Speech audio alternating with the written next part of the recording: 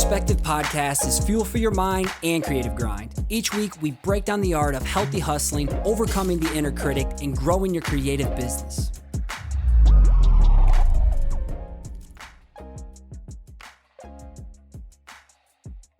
Yeah, so like in terms of attracting that work that you want, you know, if I could repackage it up, because not everybody is seeking clients. Like me personally is not seeking clients, but like I've been through that phase, you know, of hardcore freelancing. But yeah, how do you go about attracting the type of work you want and then charging for it appropriately? So it's marketing 101, and so many people do it for their clients and not for themselves.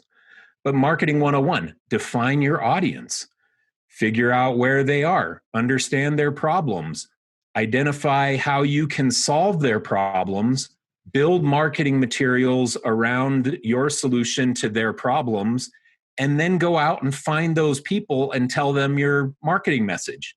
I mean, marketing, if you distill it down to that, I just gave you what marketing is in one sentence, 15 seconds long. That's the core. So for the people out there struggling, who do you want to serve? If you want to be doing $50 logos, then yes, continue to try and find your work on Fiverr.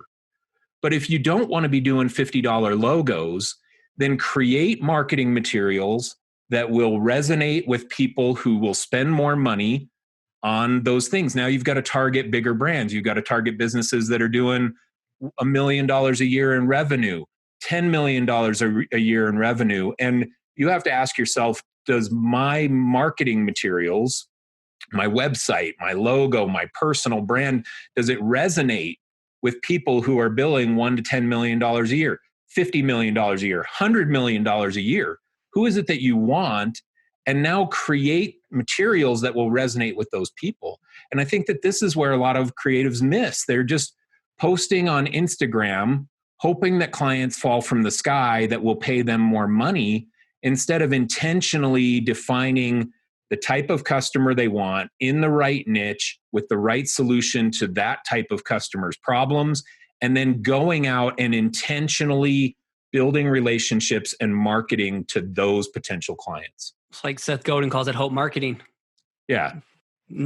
I was there and I wasn't getting any traction. I'm wondering, like, I'm showing up. What am I doing wrong? But it's that intentional part behind it.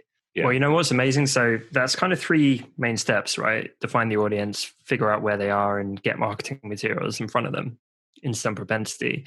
I am staggered consistently by the majority of people not doing all of those, and often not doing any of them. Mm-hmm. So if you start there, everyone listening be like, have I defined my audience properly? I mean, really properly, not like, oh, I do design for small businesses. It's like, you know, Scotty, we did a whole episode on niching, right? Mike, episode we've done 156 content for y'all listening. Yeah. And Mike, we've done stuff on Bizbuds about it. Mm-hmm. Finding them. How do you figure out where your audience is? Ton of content on that as well. And then marketing materials and sales and getting in front of them.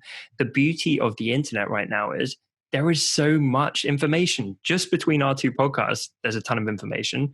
Go on YouTube and search any of this stuff. How to pitch a client, how to do sales, how to define your audience. There is information for days. So if you know you have to have those three things in place, just spend a few weeks deeply immersing yourself in learning that stuff, and then start doing it, realizing that you're probably going to kind of suck at first, but you will get better over time, like any skill. And that's it. Like, it's that simple, and people just overthink it for death and float around for years.